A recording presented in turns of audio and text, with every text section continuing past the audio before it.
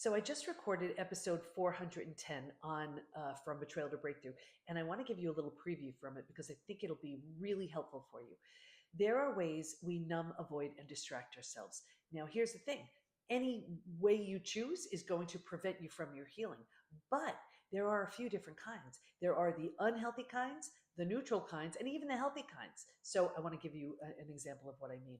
Unhealthy ways we numb, avoid, and distract. It would be anything that violates the rules of your relationship, anything that can potentially cause harm to you or your partner. Things like stepping out in any way, drugs, alcohol, things like that. Then there are the neutral ones, and these are things like scrolling social media, binge watching TV. They may not really affect your relationship so much, but it's preventing you from facing it, feeling it, healing it.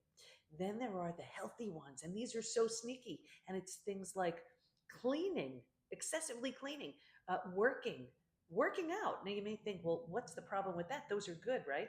They are good, but when you're using those things to avoid moving through what you need to in order to heal from your betrayal, that's a problem. And this could be whether you're healing from betrayal, it could be facing a health issue, it could be facing a work challenge.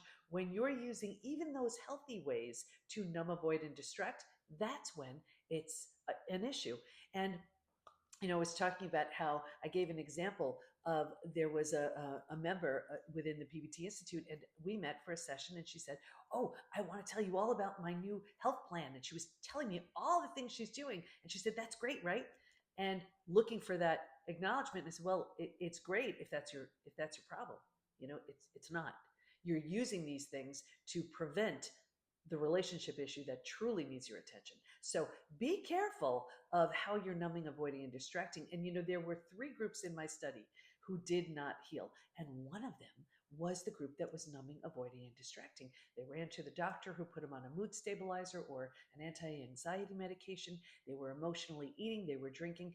And while it may have made the day a bit easier to get through, not without a price, they didn't heal. So be sure to check out episode 410 on From Betrayal to Breakthrough. That should be out in a few weeks. But in the meantime, just check and say, am I numbing and avoiding and distracting myself from what needs my attention? And be especially careful of those healthy ways we numb, avoid, and distract. Because when we're using them to prevent ourselves from facing what we need to, it's holding your healing at bay. It's very common. This is what we do in stage 3 out of the 5 stages from betrayal to breakthrough.